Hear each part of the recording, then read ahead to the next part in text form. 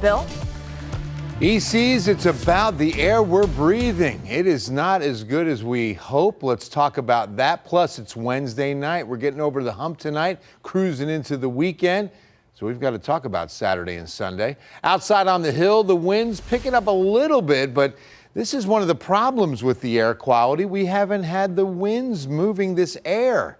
In fact, this is a pretty light to zero breeze we're getting on the hill. Usually at night we get a nice breeze, but winds are calm at the airport. 83, still pretty warm, but it feels like 82, 1 degree less because that dew point's at 54.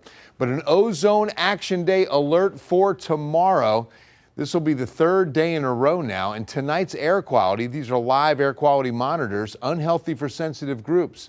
So in other words, asthma sufferers, COPD sufferers, anybody with a respiratory issue, even the elderly or the infants are going to be impacted, mainly during daytime heating hours. And that is why we encourage you to reduce emissions in the heat of the day. Try to cut the grass either early or late. Try to put gas in your car either early or late. Avoid the drive-throughs. Don't let your vehicle sit and idle, especially between 2 and 6 p.m. That's when a lot of ground ozone is cooked up. We don't want to be breathing it. Remember, ozone, good up high, bad nearby. All right, look at this heat today, especially east. 97s. I mean, we're flirting with triple-digit heat on the first day of October. Gonzales, Seguin, even Austin, San Marcos. 97 down southwest at Carrizo Springs. 95s on the Rio Grande. We stopped at 93. These aren't records, but we're close. I mean, 4 away from an 1893 record that stays in place another year. 65 this morning, and it felt fantastic, right? Mainly because of the dew points. That's why we're getting this huge temperature swing. Dry air loves to heat up, and with dew points in the mid-50s, there's another fabulous morning waiting for you tomorrow. But then more heat waiting for you tomorrow afternoon. One thing for sure, the Gulf is going to send in a little bit more moisture. Dew points are climbing into the lower to even mid-60s on Friday afternoon. So we'll start feeling the heat a little bit more.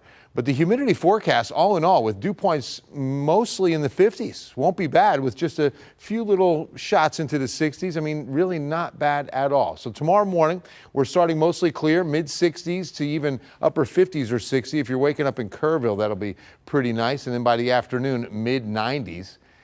And you can see that. But when the clouds are increasing and the humidity is increasing on Friday, the numbers should come down a little bit, maybe 91 or 92 for Friday afternoon and heading into the weekend.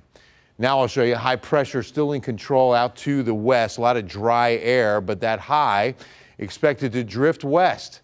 That opens the door for the Gulf and a slight chance, and I mean as slight as it gets, on getting some rain on this 14-day forecast. From the Frost Tower, we take a look at tomorrow as a weather impact alert, and that is because of air quality. An Ozone Action Day for Thursday, then we hit some 92s and stay there through the first weekend of October, still well above seasonal average. 10% chance of rain to start next work week. You can see running at highs around 92 to 93 still. So it'll be several days, even into next week, before we get 80s, which is where we should be.